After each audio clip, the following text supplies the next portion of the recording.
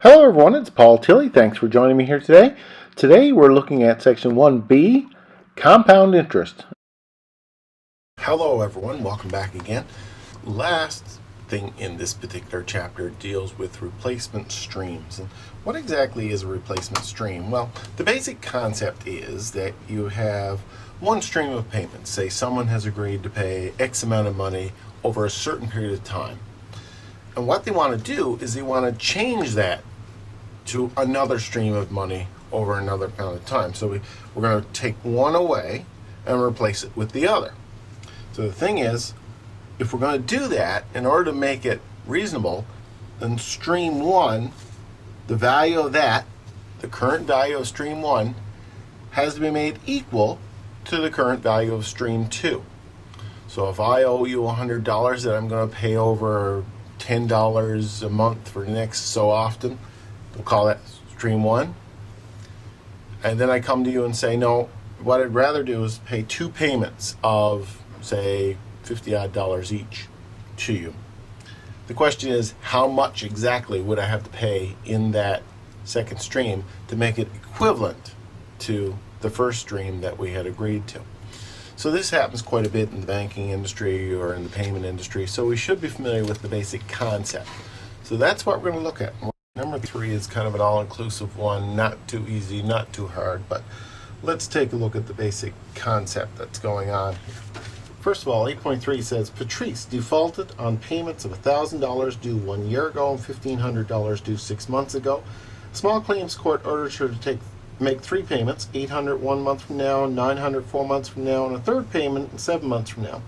The third payment is to be determined, so the creditor will end up with the same economic position as the original payments as if they were made on time. The court says a fair rate of return is 4.2% compounded monthly. What should the third payment be? So let's just draw out the timeline on this. First and foremost, let's look at the first set of schedules. In the first schedule, she was supposed to pay $1,000. That was 1 year before. She was supposed to pay $1,000 1 year before, and she was supposed to pay $1,500 6 months ago. And here is now. So we'll just kind of run our timeline from this. In the second schedule, essentially what the judge has ordered her to do is to pay $800 1 month from now, from 1 month from now, $900 4 months from now, and an undetermined amount 7 months from now. So we'll just put a question mark there. So essentially, we have it kind of graphed out here. So let's look at the first bit first. This, I'll call it Schedule 1. So in Schedule 1, what we have is a couple of payments that we need to get the value of to right here, the common focal point. And the focal point, we always know a focal point because it's the two dates that line up with both schedules. Okay? So let's take a look at this.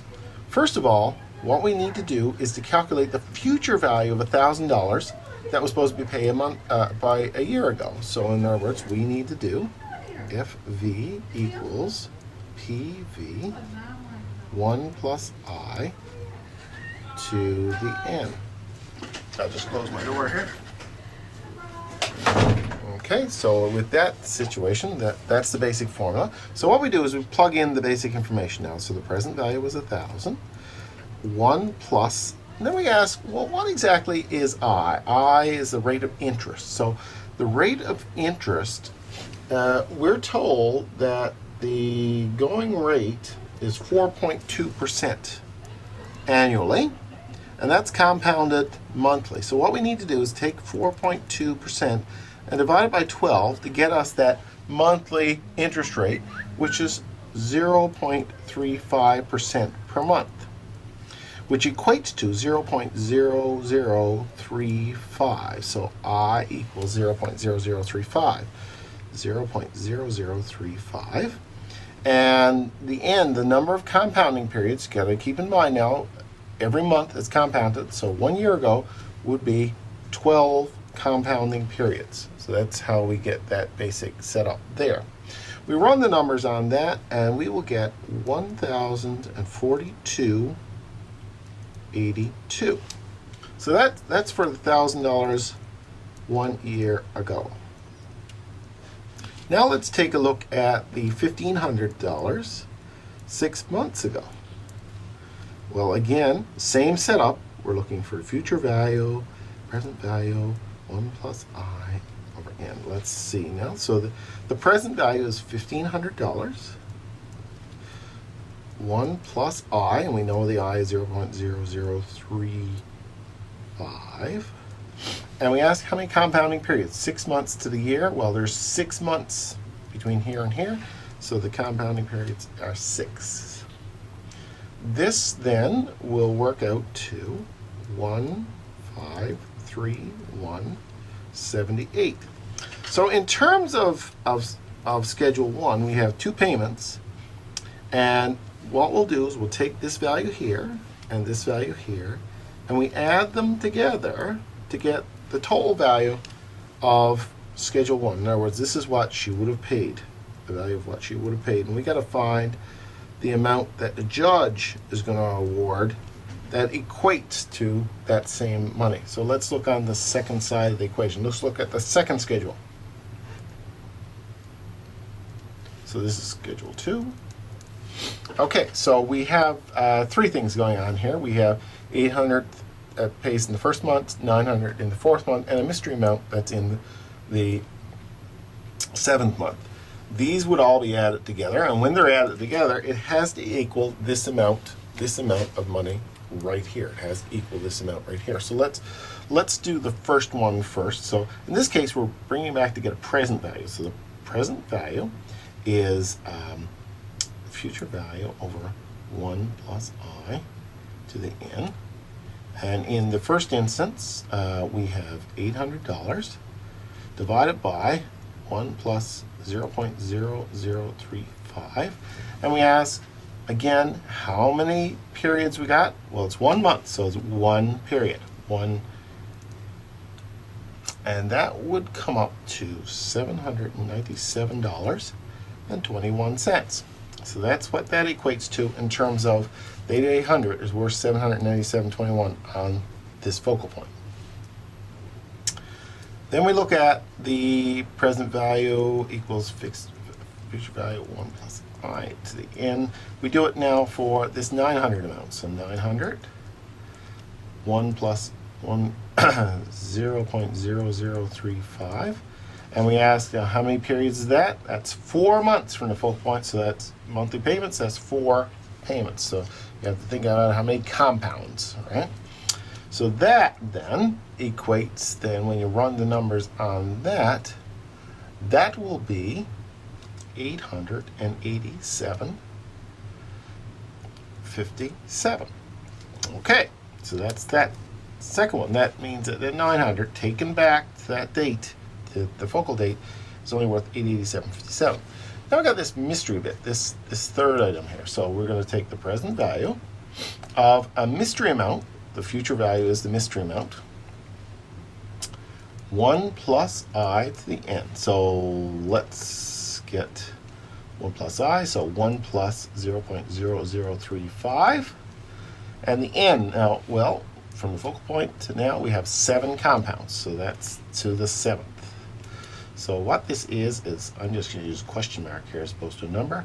And we do the math on that, and that comes out to 1.02475. So what we got, and I'll just put this 2,574.60 equals the 797.21 plus the 887.57 plus this mystery amount here, 1.02475. If we multiply everything through by 1.02475, that will get rid of that, and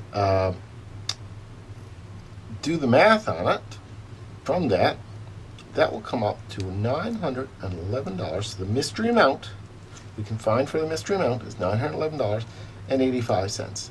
In other words, what the judge is going to say is the judge is going to say, look, in order to pay off that amount of money, which is the same as what you would have owed in the beginning, which was $2,574.60, you will need to make three payments. One of $800, one of $900, and another of $911.85. That will be the equivalent of what you would have paid had you paid your loan off. So that is a good overview of how to do that sort of thing. And you see you got to plot out your graph first. That's your timeline graphic needs to be the most important thing you do in order to get a sense for how to do this. And then we need to make one side, calculate for one side, and then calculate for the other side. They have to be equal. It is important that they be equal, so you can easily find the mystery amount if you know that. So there's a good that will give you a good understanding of how do those problems there in exercise 8.6. If you have any questions or anything, please let me know.